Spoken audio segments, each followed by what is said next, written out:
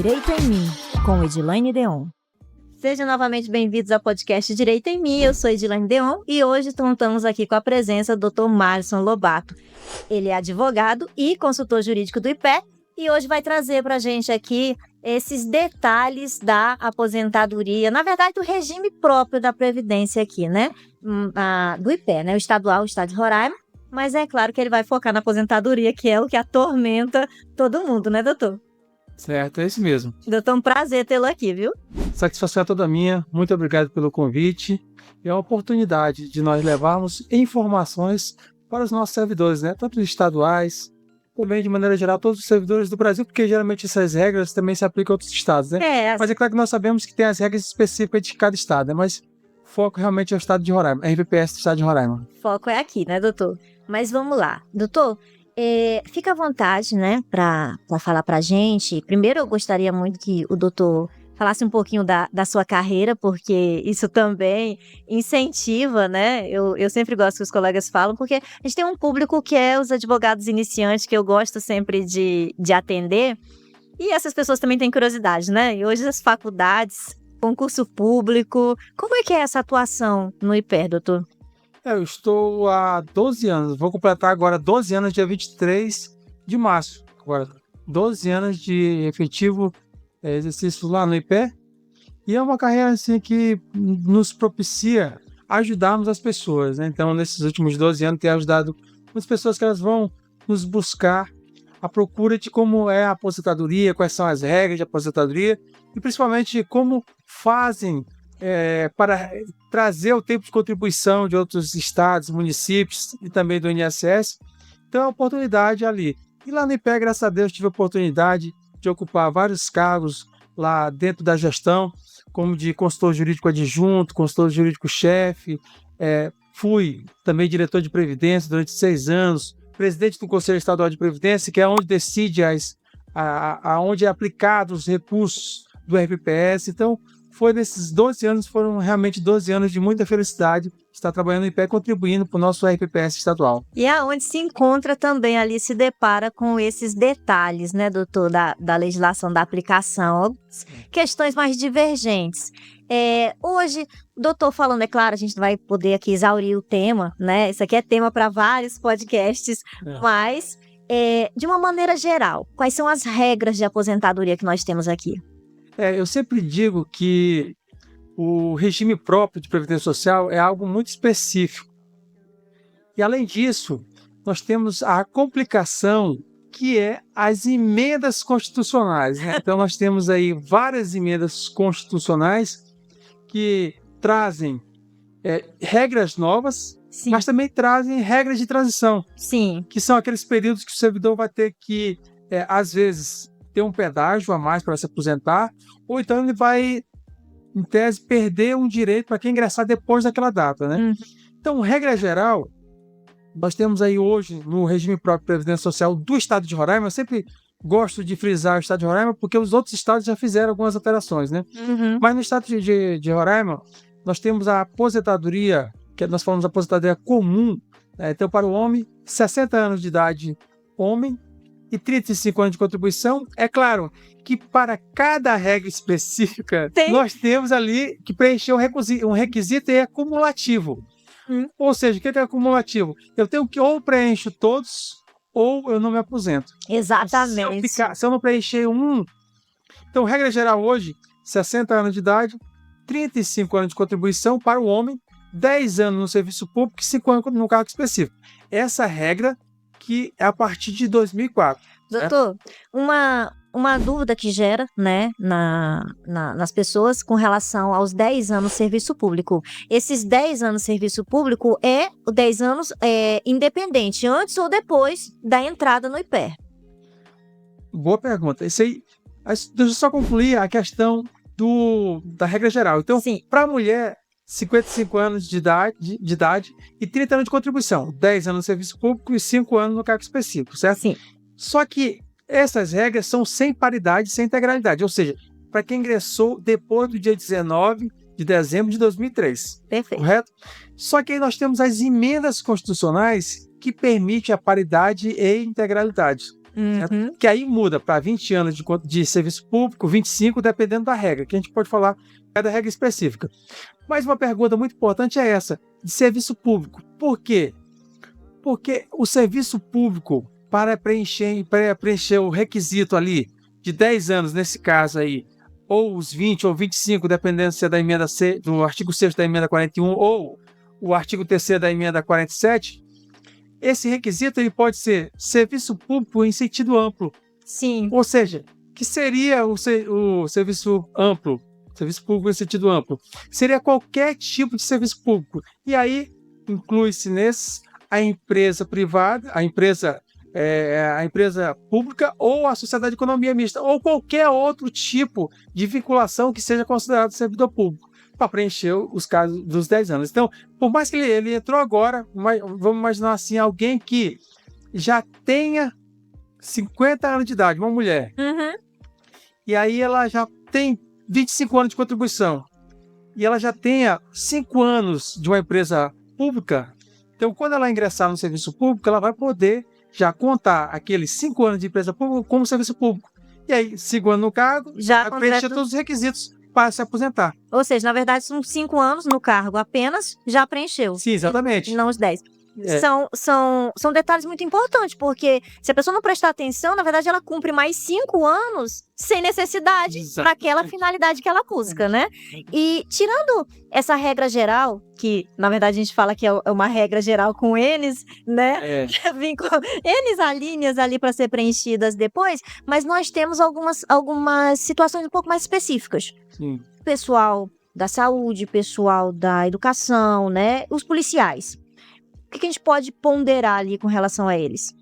Os policiais, eu sempre digo para os nossos amigos policiais que eles têm a melhor aposentadoria, que é o sonho, né, de aposentadoria.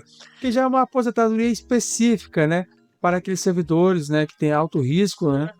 Então, justa, né? Então, a aposentadoria de policial civil no estado de Roraima é uma aposentadoria mais específica também, que eles têm uma lei específica, que é a 268 de 2018, no qual requer somente 30 anos de contribuição para o homem, sem idade mínima, e 25 anos de contribuição para a mulher, sem idade mínima.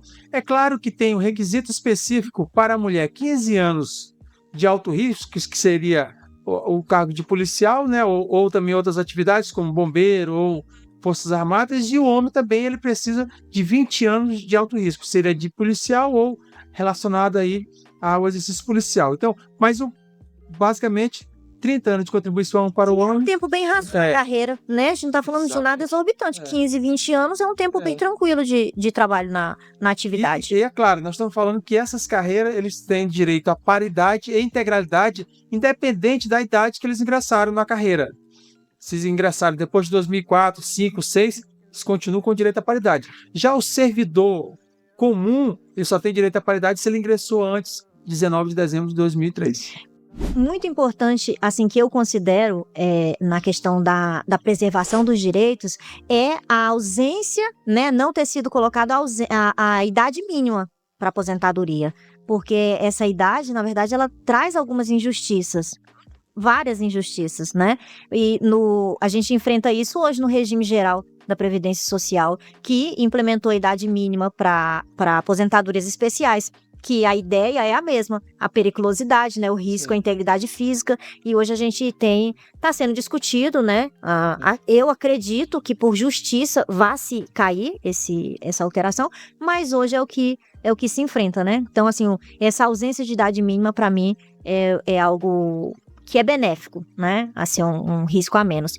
E aí nós temos os professores. Os professores também têm direito à aposentadoria especial, né?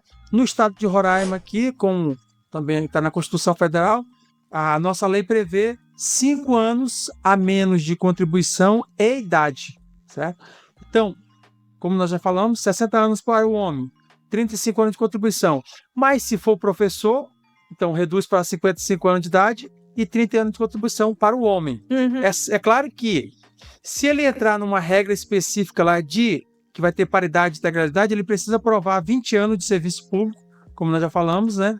E ali 10 anos na carreira ou 15, dependendo da regra que ele vai solicitar a aposentadoria. É interessante frisar que lá no IPE, imagina só, nós temos servidores aí, professores... Fazer um parênteses aqui, porque, assim, eu atuo na área previdenciária, mas a gente nem todos atuam. A gente tá falando aqui de integralidade e paridade. O que seria isso? É muito boa pergunta. Isso é uma das principais definições que nós fazemos lá dentro do IPE, para que todo mundo saiba, porque a integralidade significa que o servidor, cálculo na hora de aposentadoria, nós temos lá uma forma de cálculo, né? Uma planilha que nós temos que enviar para o servidor. Então, a paridade, a integralidade primeiro significa o seguinte: a integralidade, ele vai se aposentar com base no último vencimento ou, que nós falamos também, remuneração de contribuição. Então, imagina que é alguém que recebe por meio de subsídio. Então, se ele recebe subsídio, ele recebe R$20.000. Então, se ele preencheu todos os requisitos, ele vai se aposentar com R$20.000. Já a paridade significa que todo aumento que é concedido para o servidor ativo daquela carreira, é claro que ele vai ter que estar na mesma classe, mesmo nível. Então, ele vai receber automaticamente, o servidor que está aposentado, ele vai receber também o mesmo aumento, o mesmo reajuste que der para o servidor da ativo, ele também vai ter direito. Reclassificações, qualquer alteração no plano de carreira desses servidores, ele tem direito quem já está aposentado. Um exemplo, imagina que um professor que está na última classe, carreira final, então, classe final, um exemplo. O professor está na classe final, lá da carreira, e aí ele ganha 10 mil. Só que aí o governador diz, não, os professores estão ganhando muito pouco, vou aumentar para 15. E aumenta o salário, concede um reajuste para R$15.000. Automaticamente, o professor que está aposentado, ele tem esse direito. Já quem se aposenta sem essa paridade, ele não vai ter esse aumento. Qual seria a regra de reajuste? Para quem ingressou depois de 19 de dezembro de 2003, que a aposentadoria vai ser concedida pelo cálculo da média e revisão geral anual para manter o valor real do benefício. Nesse caso, o que vai acontecer? Não vai ser com base no último vencimento, ou último subsídio, ou última remuneração de contribuição. Você vai fazer uma planilha extensa, parecido com o do INSS, Sim, que você vai lá fazer o lançamento de todo o período contributivo do servidor. E você vai fazer um cálculo da média. O que significa esse cálculo da média? Você vai multiplicar e dividir. E aí você vai chegar à média. Como eu falei, eu sempre gosto de citar o seguinte: às vezes o servidor ele ganhava no começo de carreira R$1.000, depois passou para 2, e hoje ele ganha 20 mil. Só que ele não vai se aposentar com base no último vencimento, o último subsídio ou a última remuneração de contribuição, não. Ele vai pegar todo o período contributivo, fazer um cálculo da média. Hoje ele pode receber 20 mil, mas o cálculo da média dele pode dar 10. E ele vai se aposentar com quanto? Se preencher todos os requisitos, a aposentadoria dele vai ser integral. Só que vai ser integral com base no cálculo da média, que seria qual? 10 mil. Então ele vai se aposentar com 10 mil. A aposentadoria é integral? É integral, só que não é pela integralidade, ou seja, não é com base no último vencimento. Então a gente vê muitas vezes é muito difícil. Tem servidores que vão conosco lá, mas por que eu não me aposento com o último vencimento? Por que eu ganho 15 mil, vou me aposentar com 5? E aí é aquela dificuldade para você explicar ao servidor. Quando chega no valor do salário, eles acham que não foi levado em consideração tudo. Aí eles falam assim, os servidores nos procuram e dizem, mas por que eu não me aposentei de forma integral, preencher todos os requisitos? Aí nós vamos falar, não, a senhora se aposentou, o senhor se aposentou de forma integral, só que antes do integral tem um cálculo da média. Você não tem direito à paridade. Então, é uma discussão que nós temos lá. Depois a gente pode até tocar no assunto, se você desejar. Servidores que ingressaram por meio de concurso público em 2005, 2006, mas antes eram servidores comissionados. Se quiser, a gente pode depois tocar nisso também. Mas depois nós esclarecemos isso, aí o servidor ele se convence, né? Mas aí eu sempre digo para eles que eles têm que buscar, né, o apoio de um advogado de confiança, fazer o planejamento previdenciário com o especialista, porque ele vai poder esclarecer até melhor e até nos ajudar lá sobre isso. Muitas vezes até as pessoas, a gente vai chegar nessa discussão assim na frente, eu acho que tem pontos importantíssimos para tocar, como esse que o doutor falou, mas assim, às vezes eles esquecem de organizar o tempo antes do concurso, antes de ingressar no serviço, o tempo do regime geral, muitas vezes é primordial para que eles consigam ter uma aposentadoria mais adequada, né? Doutora, a senhora tocou num assunto muito importante, que é o planejamento previdenciário. Não é cultural do servidor público procurar um advogado e mostrar a situação dele. Casos absurdos lá no IPE, que o servidor iria se aposentar pelo cálculo da média quando ele teria direito à qualidade. Certo? Por quê? Porque ele não fez o planejamento previdenciário. Então o servidor ele tinha tempo de RGPS, mas antes ele tinha tempo de RPPS lá no Pará, já aqui tinha outros em Alto Alegre, só que tinha também concomitante, ele era também professor da iniciativa privada. Então ele tem que levar isso para o especialista, que o especialista vai poder orientá-lo de forma melhor. Mas nós não verificamos isso, não é cultural ainda. Não é cultural as pessoas... Primeiro que não é cultural procurar um advogado de forma preventiva. Mas isso eu estou falando a nível de Brasil, né? Isso é do brasileiro. Segundo, o brasileiro não planeja a vida. Ele chega... Imagina, a gente está falando aqui de regime próprio, onde as pessoas ainda vão ter uma aposentadoria. Boa, ruim, não importa, ele vai ter. Quando a gente vai para o regime geral, é pior, que as pessoas chegam e sentam na sua frente e dizem assim, doutora, eu estou na idade de me aposentar. Tá, de fato, você está na idade de me aposentar. E, infelizmente, você não tem tempo de contribuição para se aposentar. E eles acham que chega numa idade, né? Tem falta, eu critico muito o governo no sentido de não dar publicidade, de não investir em informações, né, para isso. E as pessoas chegam e você tem que dizer, olha, infelizmente, nem eu, né, sou advogada, tenho como arrumar um tempo de contribuição para você. Né? Quando a gente traz isso pro servidor público, é um pouco assim que eu digo, mais difícil de entender, porque são pessoas que são mais estudadas, são mais esclarecidas, que deveriam ter esse conhecimento, e infelizmente não tem. Mas sabe qual é o grande problema do serviço público? Muitas vezes, como que eu poderia falar, que eu não quero falar uma palavra que seria pejorativa, mas vamos dizer assim que é a falta de buscar o planejamento realmente. De fato. Então o servidor está ali, não, eu já estou garantido a minha aposentadoria, eu vou ver lá na frente o que eu vou conseguir, já está tudo certo. Quando na realidade não está. Essa questão da estabilidade, ela dá uma falsa sensação de segurança, de irredutibilidade do salário. Exatamente. E eu vou dizer para vocês, aqui no estado de Roraima, 90% dos servidores, eu garanto para a senhora, que vai ter uma redução muito grande na remuneração, aliás, nos proventos de aposentadoria quando for se aposentar. E não estão se preparando para o futuro. Planejamento previdenciário. Então, no caso, eu vejo carreiras aí que ganham muita indenização por fora. Tem muitas verbas por fora que depois, quando se aposentarem, não terão essa verba. E será onde eles precisarão mais de recurso financeiro. Porque tem uma falsa informação que, quando o servidor público se aposenta, ele vai gastar menos, porque ele não vai precisar comprar roupa, por exemplo, o advogado lá não vai precisar comprar terno, mas na verdade não é. Você vai ter um gasto maior, porque você vai ter mais tempo para ir em aniversário, viajar, e você precisa desse recurso. E eu garanto para a senhora, analisando a vida, eu estou falando isso aqui porque já passaram pelas minhas mãos mais de 1.000 aposentadorias do regime próprio. Então eu verifico que o servidor às vezes ganhava 5, vai para 2, ganhava 15, vai para 5, ganhava 30 e vai para 10. Teve casos que eu vi que o servidor ganhava 12 mil reais e foi para um salário mínimo. Então as pessoas não se preocupam com isso. Então é muito importante, né, o seu canal, que a senhora vem divulgando, porque essas informações são primordiais para que nosso servidor realmente tenha um planejamento previdenciário com nossos advogados de maneira geral.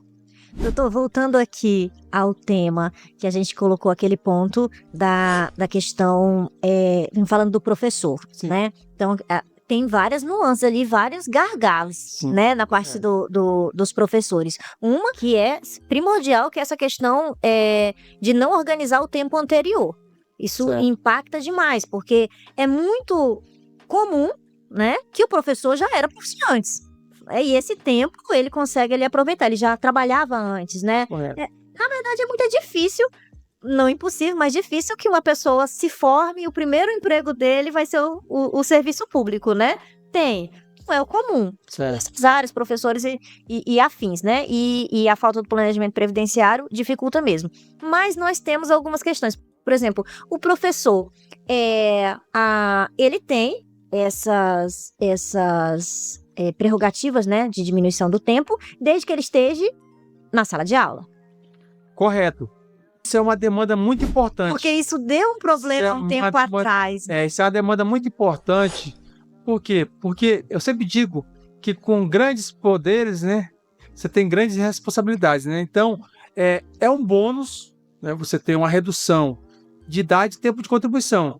Só que esse bônus, ele também tem um ônus, que é o professor, ele precisa comprovar, ele precisa provar realmente que todo esse período, um exemplo, se nós estamos falando de um professor, um homem, ele precisa provar que os 30 anos dele de contribuição foram em atividade que nós falamos que é a função de magistério. Sim. É claro que essa função de magistério hoje, ela ficou muito mais, ela abrangeu mais, né? Então, hoje, a função de magistério, ela é o professor que leciona, coordenação pedagógica, assessoramento pedagógico. Então, você tem ali atividade de gestão, de direção da escola. Então, todas aquelas atividades que estão relacionadas à atividade escolar, é claro que na escola, no estabelecimento de ensino. Então, você vai ter direito à aposentadoria especial. Então, imagina só um homem que ele tenha o principal requisito seja 30 anos de contribuição na função de magistério. Ele só tem a 25 e os outros 5, eu era cobrador de ônibus, eu era repositor, ele não vai conseguir se aposentar. Ele vai ter que ter mais 5 anos na carreira de professor. É claro que também, depois, se ele completar os 35 anos, ele vai poder escolher. Mas o que eu mais me impressiono, doutora Dilane, é o seguinte, aqui, muitas vezes o professor fala, não, mas aí eu vou perder minha aposentadoria especial. Não muda nada. Não muda nada se você tem 35 anos de contribuição, mas imagina, você tem 10 anos fora, certo? E eu tenho 25 anos, um homem. Eu não vou esperar mais 10 anos para me completar os 30 anos de contribuição. Se eu posso me aposentar pelos 35, né? E é claro que eu tenho 60 anos de idade. Porque a aposentadoria, o cálculo é o mesmo. É o mesmo. É o mesmo. Você não tem prejuízo nenhum, mas às vezes tem o nome. Algo que o especial parece que vai ter um bônus a mais e não tem diferença nenhuma de cálculo, que é o mais importante. Que é o mais importante é o dinheiro no final, né? O valor da aposentadoria. Exatamente. Doutor, nessa questão dos servidores públicos, a gente tem o que eu considero quase uma insegurança jurídica, que é a possibilidade dessa aposentadoria ser revista antes dela ser homologada, né? Então, aqui isso é comum? Nós temos casos assim, de fato, causa essa insegurança ou não? Não, assim, eu já atuo no IPE há mais de 12 anos, vou fazer 12 anos agora, melhor dizendo. Então, foram poucas aposentadorias não tenho o número exato agora, mas eu posso pegar depois, mas mais de 1.000 aposentadorias nesses anos todos que eu estou no IPE, eu acredito que que não foram registradas, que nós falamos pelo Tribunal de Contas, eu posso dizer que no máximo 3 a 4 aposentadorias. Então, eu não considero insegurança, porque, na verdade, a aposentadoria é um ato complexo. Então, o ato complexo, né, ele depende da vontade de 2 órgãos, que no caso seria o IPE. Eu sempre digo, quando vem um servidor no IPE, e aí o servidor me diz assim, não, mas não tem como dar um jeitinho, eu tento dar um jeitinho. Não tem. Por quê? Porque o IPE, ele não é um órgão em si mesmo, ou seja, ele não concede, homologa e faz tudo, não. O meu ato de concessão tem que ser encaminhado para o Tribunal de Contas, e o Tribunal de Contas realmente, eles são muito criteriosos, até se tiver R$1 de diferença, muitas vezes eu já recebi intimação para ou justificar que estava correto, e muitas vezes estava correto, às vezes tinha que refazer mesmo, mas eles procuram todas as aposentadorias, eles verificam os requisitos e verificam se o cálculo está correto. Eu acho que o estado de Roraima é o estado que as aposentadorias são criteriosamente verificadas. Então, o que acontece?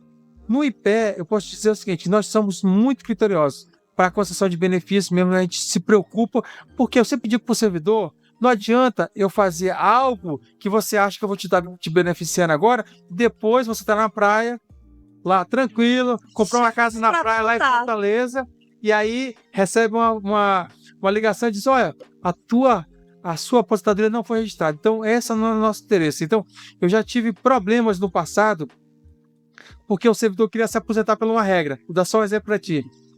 O servidor, ele foi servidor da Caixa Econômica Federal, certo? Até 98, 99. Só que ele saiu da Caixa Econômica Federal em 98, 99 e depois voltou em 2002 num concurso lá no Amazonas. E depois veio para cá em seguida e foi ser delegado aqui no estado de Roraima. E depois ele nos buscou dizendo, não, eu quero me aposentar pela regra do artigo 3º da emenda 47. Só que eu disse, excelência, doutor, o senhor não pode se aposentar, essa regra não é permitida, porque o senhor não ingressou no serviço público antes de 98, porque esses são os requisitos. Ele disse, não, mas eu era servidor da Caixa Econômica. Eu disse, mas não, o senhor teve a quebra do vínculo, o senhor ficou mais de 2 anos sem vínculo com, de maneira geral, o Estado, né? O Estado, quando eu digo em sentido amplo, né? E aí, eu justifiquei para ele e tal. Depois, ele se aposentou com paridade, com integralidade, com tudo que ele teria direito a também o artigo 3º, só que a segurança jurídica dele foi garantida. Até hoje está aposentado, nunca teve problema, foi homologado. Então, teve perda. E o que acontece? Imagina se nós concedêssemos da regra que ele queria. Ia ter um problema porque não seria registrado. É claro que nós não iríamos conceder, né? Mas só para deixar claro aí, só para deixar claro que não tem possibilidade jurídica de você conceder uma regra que não tem direito do servidor. Certo? Então, muito importante isso para o servidor entender. Um parênteses aqui, doutor. Uma situação hipotética, vamos lá. Porque eles são muito apegados a essa questão, nessas regras, como o doutor mesmo explanou aqui. Muitas vezes o salário é o mesmo, né? Mas a preocupação é grande. Um concurso público, um edital, né? Então, o concurso se deu durante a vigência aí da regra, né? Da possibilidade de paridade, integralidade e a posse posterior. Como é que o Instituto IPE encara isso? Porque nós entendemos que para ter direito à regra de transição é a data da posse. Melhor dizendo, a data da entrada em exercício. Porque a partir daquele momento que você realmente é servidor público e você ingressou na carreira. Então, o marco temporal ali para você falar se o servidor tem direito à paridade e integralidade, realmente é a entrada em exercício. É claro que eu sempre gosto de falar, de frisar, é o seguinte, o servidor muitas vezes ele já era servidor público. Sim. Então, nós temos vários casos de servidores aí que se aposentaram com paridade e integralidade, que eles já eram servidores do município, servidores efetivos, é claro que eu falo, né? Então já eram servidores do estado, de outro estado, ou já eram servidores do município, e aí não teve a quebra do vínculo. Ele pediu a exoneração no dia e tomou posse no outro, ou seja, não teve a quebra de vínculo. Imagina que ele já era servidor desde 2002, 2001, e ele ingressou no estado de Roraima em 2008 só. Não teve quebra de vínculo, ele continua com direito à paridade e integralidade. Tem um assunto muito importante também, que muitas pessoas nos buscam lá no IPE, que é a seguinte situação. Muitas vezes o servidor, ele já era servidor do estado de Roraima, só que era cargo comissionado. Ai, nossa, muito. E aí, agora ele é servidor efetivo, só que ele ingressou como servidor efetivo em 2004, 2005, 2006, só que não houve quebra de vínculo. E aí ele vai no IPE e diz, olha, eu quero ter direito à paridade, porque eu já era servidor mais comissionado. E aí nós falamos para eles o seguinte, olha, administrativamente não tem como nós concedermos isso. Por quê? Porque nós temos o servidor em sentido amplo, né, em sentido estrito. Para a regra de transição, para ter direito à paridade, tem que ser servidor em sentido estrito, que é o servidor do artigo 40 da Constituição Federal, que é o servidor efetivo de carreira. É claro que isso pode ser buscado juntos aos nossos advogados, que eles vão ter uma tese lá para defender que realmente o servidor tem direito à paridade e integralidade. Então, mas especificamente dentro do IPE, a gente tem um entendimento que tem que ser servidor de carreira, concursado, antes de 2003 para ter direito a essa paridade e integralidade. Mas é claro que isso é uma discussão muito grande no judiciário, né? E é para isso que tem os nossos advogados para buscar o direito dos nossos servidores, né? Verdade. Hoje, e aí a gente explanou aqui, né, algumas questões de aposentadoria, né, alguns tópicos das aposentadorias ali, do servidor público, mas a questão, vamos dizer assim, o que o doutor considera uma problemática hoje dessa vida laboral dos servidores? Problemática para aposentar, para ter direito à paridade. Aposentar. Nosso foco aqui é aposentadoria. Então, no caso, por exemplo, eu posso falar de várias problemáticas de várias carreiras, né? Por exemplo, os professores, né? Eu vejo muita questão da comprovação da função de magistério. Muitas vezes os professores, né, não tinham aqueles registros anteriores a 2004, ou então, igual a senhora falou, às vezes o servidor não ingressa logo como servidor efetivo, antes ele era da iniciativa privada. Então ele tem que, quando ele for trazer a certidão de tempo de contribuição para se aposentar pelo IPE, pelo Estado de Roraima, tem que ficar claro que na certidão que ele era professor. Trazer a documentação, porque aí o IPE vai reconhecer e também o Tribunal de Contas vai reconhecer também essa aposentadoria especial. Nós já tivemos casos que o Tribunal de Contas nos intimou para provar, porque nós aposentamos o professor, né?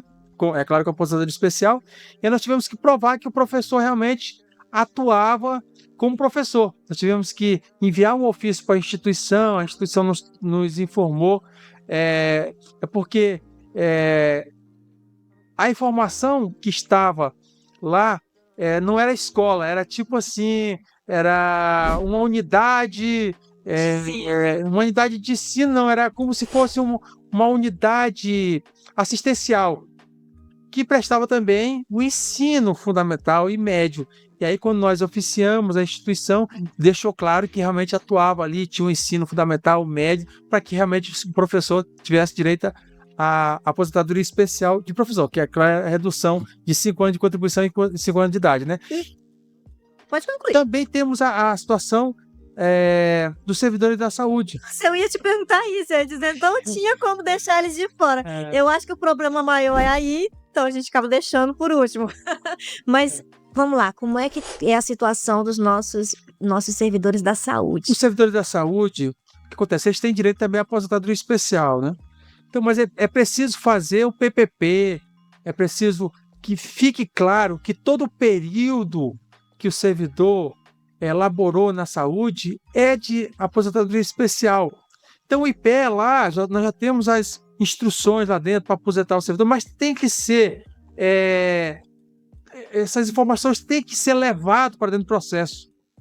O IPE, eu não me recordo aqui nenhuma aposentadoria especial ainda de servidores da saúde.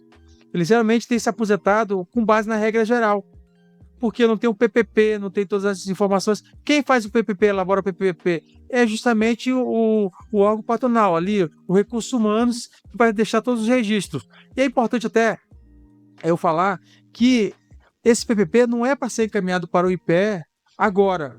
Então, muitas vezes tem esse questionamento, quando que é o momento ideal para encaminhar para o IPE a documentação para a aposentadoria especial? Quando o servidor for se aposentar. Então, ele vai no IPE, ele vai requerer a sua aposentadoria especial e lá ele vai solicitar essas informações, ou o IPE vai solicitar essas informações da aposentadoria especial, solicitar essas informações para ter direito. Isso. Assim, eu sei que de fato é assim. E assim no regime geral também. Sim, isso não seria mais facilitado se fosse proporcionado, permitido ao servidor que ele já instruísse o processo dele? Por exemplo, as informações funcionais dele por período, porque principalmente a questão do PPP, que ele, muitas vezes, as pessoas têm dificuldade de conseguir ele, que ele tem determinadas regras, que ele tem que ser comprovado aquilo dali durante um período. Não seria mais fácil se ele fosse arrecadando esse período? Pois é, mas aí ele pode ir municiando e levando as informações para o RH, porque o RH que tem que ter... Eu sempre digo o seguinte, que os nossos grandes parceiros para aposentar nossos servidores são os recursos humanos. Nós fizemos, ano passado, um grande curso, né, um grande treinamento para os RHs de todo o estado de Roraima, né, justamente para levar essas informações. Por quê? Porque as aposentadorias, elas funcionam como? O IPE, ele instaura um processo de aposentadoria, mas toda a vida funcional do servidor está no recursos humanos, ou na SEGAD, ou nos recursos humanos de maneira geral, que vai nos trazer essas informações para dentro do processo. Nós vamos requerer. Vou requerer ficha funcional, ficha financeira, a certidão de tempo de serviço, o termo de posse e outros documentos. Então, eles vão incluir-se no processo e, com base nisso, nós vamos avaliar a aposentadoria. Então, eu vejo, nós tivemos várias reuniões com a SEGAD, com o CESAL, para justamente instruir esse processo. Isso foi no ano passado? Ano passado. Então, esperamos uma melhora esse ano. Eu acredito que já tem um modelo de PPP, porque realmente, como o Estado é novo, não tinha nenhum modelo de PPP. E agora que foi criado, justamente pela até pressão dos servidores da saúde e até dos advogados. Sim. Muitos advogados ingressaram com esse pedido no IPE, e aí realmente tem essa obrigação.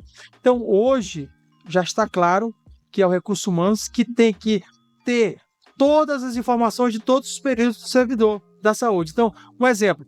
O servidor da saúde, hoje ele está lá no HGR, mas depois ele pode estar à disposição de um deputado na Assembleia.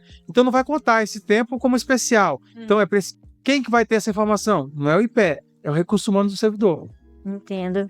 E enfim, né, é um tema complexo, porque quando a gente fala da vida laboral do servidor ali, quando eu tô falando do período do IPER, eu até gosto um período tranquilo, né? Quando a gente fala da saúde na vida anterior ao IPER, porque a gente sabe, a maior parte do nosso pessoal da saúde ali, da enfermagem, né? Eles fazem ali a maioria, eles vieram de um período no Estado, se diz Estado novo, a gente teve um período de cooperativas se extinguiram, né? E muitas problemáticas ali de ausência de contribuição. E muitas vezes esse é um período grande na vida laboral deles, né? Eles olham para trás e dizem, mas doutora, eu já trabalho na saúde há 25, 30 anos. Quando a gente vai ver, esse período anterior não está lá no CNIS, e aí a gente vem para a questão da CTC, da emissão e da falta de planejamento, né? Da falta das pessoas se anteciparem ao problema.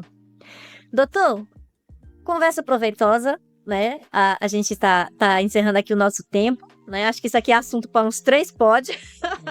E eu acho importantíssimo cada um desses temas. Nós não chegamos nem a falar de regra de transição e outros assuntos aí. Não, porque não cabe, não pode, mas nós vamos com certeza marcar outro. Já fica aqui o convite, porque eu de fato considero importantíssimo, né? Nós estamos aqui no estado de Roraima e os servidores, justamente talvez até por ser um estado muito jovem, nós enfrentamos essas problemáticas, né, de transições e de falta de documentos e de falta de modelos e entendimentos, né, vamos dizer assim, sendo organizado. E eu acho importante que os servidores saibam o que o órgão está pensando, saibam qual é o posicionamento administrativo do órgão para que consigam se antecipar. Mas se o doutor pudesse deixar vamos dizer, uma mensagem, na verdade, vou dizer até pela posição que o doutor tá, mas conselho, né? Vamos aconselhar os nossos servidores públicos. O que seria isso? O que o doutor acha importante passar de mensagem? Eu entendo que o mais importante na vida do servidor que busca ter uma aposentadoria, ter realmente a tranquilidade dessa aposentadoria, é se planejar.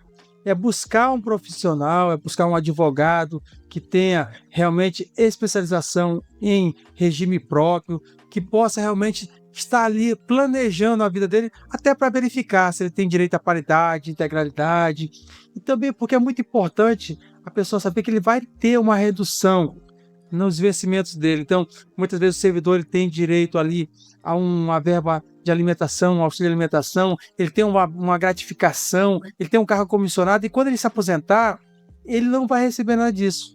Então é muito importante que realmente busquem nossos advogados, busquem os advogados previdenciaristas, para que ele realmente possa planejar a sua vida previdenciária, a sua vida financeira e também a vida de maneira geral, né? Até uma complementar, uma privada que não é tão difundida, mas muitas vezes quando a gente faz o planejamento e você percebe de forma antecipada que de fato vai haver uma redução, você já consegue, né, se organizar ali. Eu digo sempre para os nossos servidores, né? Se eles conseguirem se aposentar já não devendo nada nas empréstimos consignados, e se tiverem uma casa, né, ou um outro investimento, Isso é primordial para realmente que eles terem uma vida realmente lá, quando estiverem aposentados, mais felizes, né? Tranquilidade, né? Doutor, muito obrigado mesmo pela participação, por ter aceitado o convite, por ter trago essas informações. Eu acho de extrema importância, efetivamente. Eu vou deixar aqui aberto o convite para a gente ter um segundo encontro, tá? Dentro das possibilidades do tempo, para nós tratarmos dessas regras de transição. Eu acho assim que conhecimento tem que ser levado, isso é algo que tem que ser levado antecipadamente, né? Mas e fico à disposição para ser o canal para levar essa informação. E eu fico, mais uma vez, queria agradecer a satisfação de estar com a colega aqui, né? Então, a gente já tem mais de 20 anos que nos conhecemos, né? Então, Verdade. é a satisfação em revê-la, em reencontrá-la. E estou sempre à disposição para levar essas informações para os nossos amigos advogados e também para os servidores de maneira geral. Doutor, muito obrigada. Boa tarde. E ficamos por aqui com mais um podcast Direito em Mim. Não se esqueçam de se inscrever no nosso canal, acionar o sininho de notificação, sigam nossas redes sociais. Até o próximo. Você assistiu ao podcast Direito em Mim, com Edilaine Deon.